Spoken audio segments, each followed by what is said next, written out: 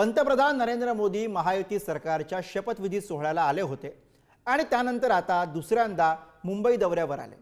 नौदल गोदीमध्ये तिन्ही युद्धनौका राष्ट्राला समर्पित केल्यानंतर पंतप्रधान नरेंद्र मोदी यांनी महायुतीमधील तिन्ही पक्षाच्या आमदारांची बैठक घेतली। यावेळी त्यांनी लोकप्रतिनिधींना काय कानमंत्र दिला, बघूयात याविषयीचा हा स्पेशल रिपोर्ट।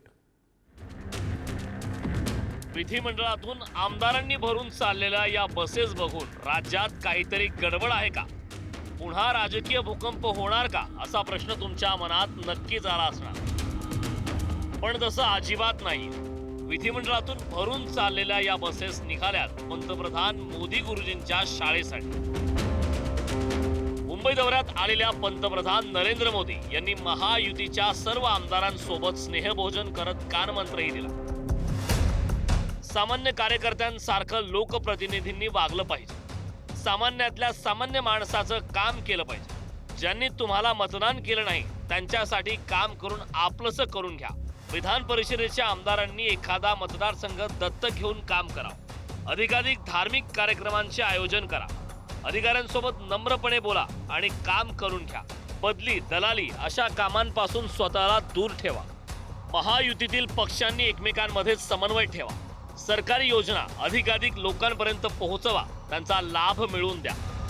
जीवनातल्या राजकीय क्षेत्रात काम करत असताना जे मूलभूत सूत्र जे असतात त्या सूत्रांच्या बाबतीमध्ये मोदीजींनी अतिशय उत्कृष्ट पद्धतीने सांगितलं आणि बाकीच्या गोष्टी ज्या असतात त्या राजकीय असतात त्या राजकीय। खूप छान मार्गदर्शन झालं। आपल्या परिवाराचा प्रमुख ज्या पद्धतीने असतो त्या पद्धतीने देशाचे यशस्वी प्रधानमंत्री मोदीजी यांनी आम्हाला सगळ्यांना मार्गदर्शन केलं। जास्तीत जास्त जनसंपर्क कसा असावा या संदर्भात त्यांनी मार्गदर्शन केलं आणि सगळेच त्या ठिकाणी बसलेले आमदार हे ऊर्जा घेऊन तिथनं बाहेर पडले। मोदीजी आहेत, पंतप्रधान आहेत, त्यांनी त्यांचं अनुभव कथन केलेलं आहे आणि कसं राहावं, कसं काम करावं ह्याचंच मार्गदर्शन त्यांनी केलेलं। त्यांनी ज्येष्ठत्वाच्या नात्यानं कार्यकर्ता म्हणून आम्ही कसं वागलं पाहिजे, काय बंधनं असावी, काय केलं पाहिजे, काय करू नये या संदर्भातलं मार्गदर्शन केलं। सुंदर मार्गदर्शन झालेलं आहे। आम्हाला बरेच काही गोष्टी नवीन शिकायला भेटल्यात आणि आम्ही आता आपल्या कामात ते प्रयत्न करूया ऍड करायला।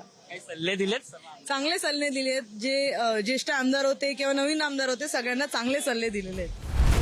दरम्यान पंतप्रधान नरेंद्र मोदींनी राजकीय जीवनातील आपले काही अनुभव सुद्धा आमदारांसमोर मांडले। राजकीय जीवनात तुम्ही कसे काम करावे, लोकांच्या प्रश्नांना कसे सोडवावे याबाबत मार्गदर्शन केले।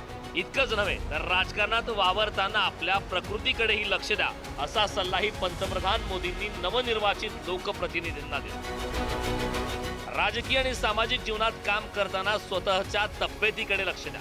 दरवर्षी स्वतःची नियमित आरोग्य तपासणी करून घ्या। योग किंवा तत्सम व्यायाम करा। पत्नी, मुलं, आई वडील याकडे विशेष लक्ष द्या। सामाजिक जीवनात वावरताना कुटुंबाकडे दुर्लक्ष होऊ देऊ नका। सांगितलं की आपण लोकांपर्यंत, जनतेपर्यंत कसं केलं पाहिजे। एखादा ऍक्सिडेंट झाला, सिव्हिल त्याच्या दवाखान्यात गेलं पाहिजे, त्यांच्या नात्यावर समजूत काढली पाहिजे, अशी अनेक त्यांनी सांगितलं। सगळं टाळायचं, आपण आपलं काम कर। निवडून आल्यानंतर आपल्या मतदारसंघात काय काय करता आलं पाहिजे।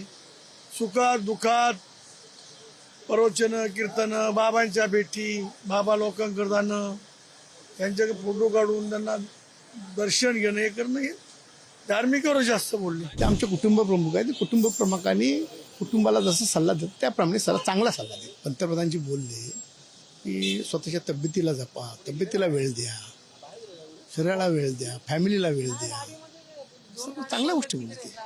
आज स्फूर्ती मिळाली म्हणजे पंतप्रधान साहेबांनी अशी चर्चा साधणं हे आमचं भाग्य समजतो। स्फूर्ती मिळाली एक। पंतप्रधान नरेंद्र मोदी गेल्या 10 वर्षांपासून न थकता काम करतायत। त्यांच्या कारभारावर एखादा अपवाद वगळता आरोप झालेले नाहीत। याच पार्श्वभूमीवर मोदी गुरुजींनी दिलेला हा कानमंत्र महायुतीचे किती आमदार तंतोतंत पाळणार हे पाहणं महत्त्वाचं ठरणार आहे। सुशांत सावंत, पुढारी न्यूज, मुंबई।